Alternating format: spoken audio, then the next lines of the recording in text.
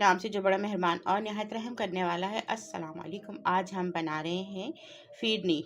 मैंने लिए सबसे पहले आपने ये 200 ग्राम चावल है, 2 किलो दूध है मेरा, तो ये मैंने इसलिए 200 ग्राम, 1 किलो में 100 ग्राम चावल डलते हैं। ये मैंने लिए हैं 200 ग्राम चावल। आपने सबसे पहले ये चावल लेके कम से कम 2 से 3 घंटे के लिए इसको भिगो देंगे। नॉर्मल घर में जो हम लोग रोज़मर्रा बनाते हैं, अगर आपके घर में कनकी चावल हो तो वो ज़्यादा बेहतर है, बारीक वाले चावल मिल जाएँ तो बहुत अच्छे हैं। वो आपने 2 से 3 घंटे के लिए लाजमी भिगोना है, ठीक है। जब ये भीग जाते हैं तो फिर मैं आपको आगे का दिखाती हूँ। चले मिलते हैं 2 घंटे बाद। चावल बताए थे ना कि आपने 3 घंटे के लिए चावल भिगो दिए, 2 से 3 घंटे। ये मैंने 3 घंटे चावल भिगोए और ये बहुत अच्छे से नरम हो गए। देखिए इस तरह करने से हमारे, हम इसको यूँ मसलेंगे तो ये टूट रहे हैं। हमें ऐसे ही चावल चाहिए।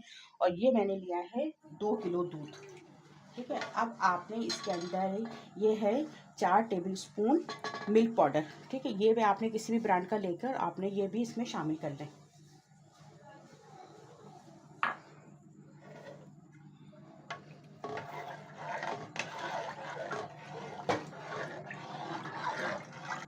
अब इसमें से आपने थोड़ा सा 2 मग्गे के करीब आपने ये दूध इसमें से निकाल लें वापस, ठीक है।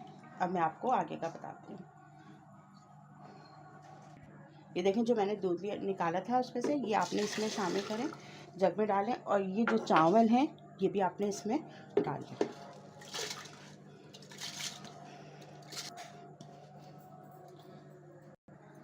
अब आपने इसको पीस लेना है, ठीक है। मैं पीसती हूँ फिर आपको दिखाती हूँ।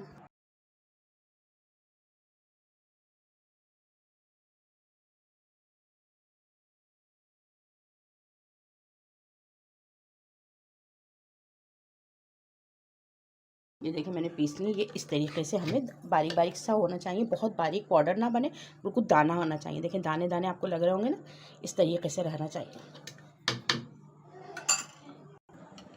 देखिए दूध जो है हमारा बिल्कुल ठंडा है। मैंने बिल्कुल गर्म दूध में मत डालिएगा वरना फ़ौरन गांठें पड़ जाती हैं। और आपने सबसे पहले अब इसमें छोटी इलायची का पाउडर जो है वो आपने, मतलब मैंने कूटा हुआ है, ये आपने आधा चम्मच ये इसमें डालना है। और ये जो मैंने पीसा है चावल का मिक्सचर, ये आपने ये भी इसमें शामिल करना है।